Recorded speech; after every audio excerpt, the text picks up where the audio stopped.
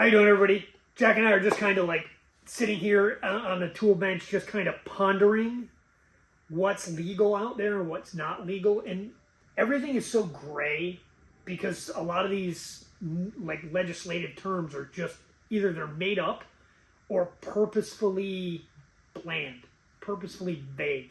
I want to talk a little bit about legislation driving innovation. Legislation is not necessarily a bad thing as far as what the industry comes out with to combat it. All firearms legislation is an infringement in some form or another.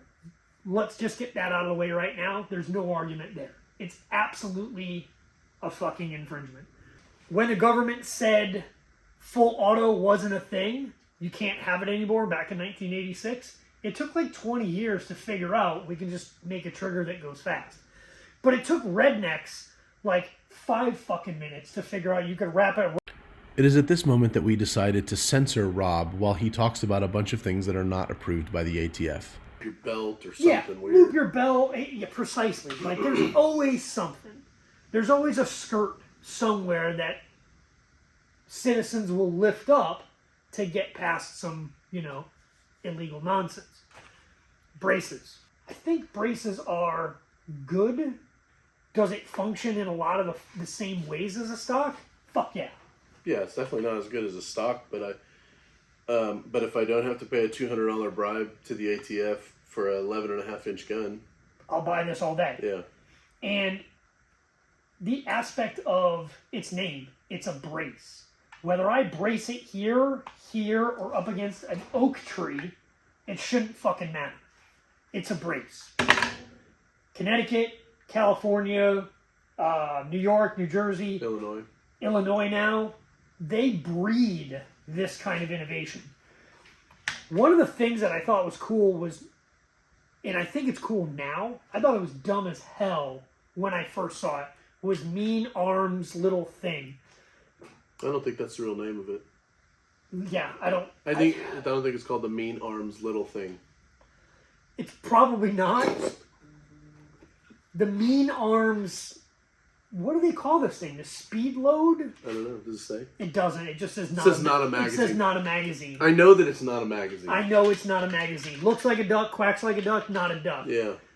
But what this thing really is probably the most efficient speed loader I've seen. So California has a habit of really leading some of this innovation inadvertently.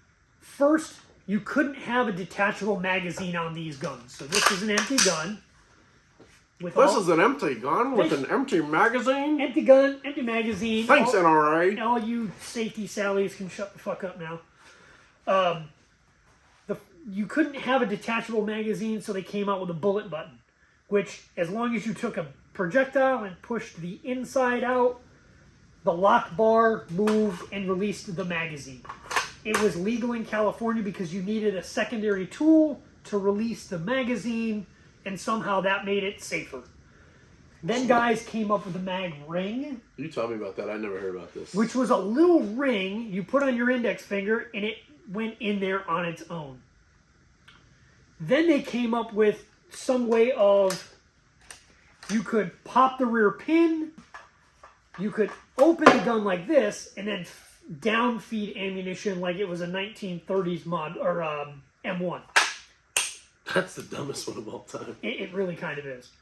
But then Mean came up with this, and originally when I saw it, I was like, this is stupid. But I have to admit that there is a market for products like this. Innovative products like this. Yes, I'm going to keep saying that fucking word, innovative. When the gun goes to lockback, you take this thing, you feed it in, and close it off. Now it just feeds by grabbing here in your magwell. You just fed that magazine, and when I release this, my bolt goes forward.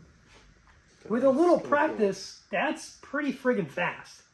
I live in Texas now. I'm in a pretty non-restrictive state, so I don't have to worry about stuff like this. But I have to recognize... That's all right. I have to recognize that there is a market call for stuff like this. And there's two things. when they talk about banning guns, there's almost always some event in another country where like Japan or China, where people innovate guns. Who was it? The Japanese former Japanese prime minister was killed by a double-barrel zip gun with an electronic ignition device. That was wild. You can ban guns. You can ban magazines. You can't ban shop classes. That's not a threat. There's only so much you're going to be able to mitigate or legislate away. And if COVID taught us anything, it's these two things. A lot of people are easily led. And B, a lot of people on both sides of the aisle jumped into the 2A space. And they jumped into that 2A space with both feet in and not a full amount of knowledge. And a lot of this legislation, all it does is makes people afraid to go to the range with the stuff they're going to use to defend their family. That's more dangerous than the gun is. Because ignorance gets people killed all the time. No. Stop. I think that's the overall message here. I think it is. Just stop. And in closing, Jack is a jacked motherfucker. When I put that thing up against his fucking pack, I was like, Jesus Christ. I'm just glad I could be here to lend all of my knowledge to this. I love your knowledge. That was basically the Vanna White of this video. Yeah, but you were one hell of a Vanna White. Thanks, guys. Thanks for stopping by. Vanna White boy. I actually really like this thing. I like this thing a lot. Yeah. No, I mean... Jack, you never pushed the record button.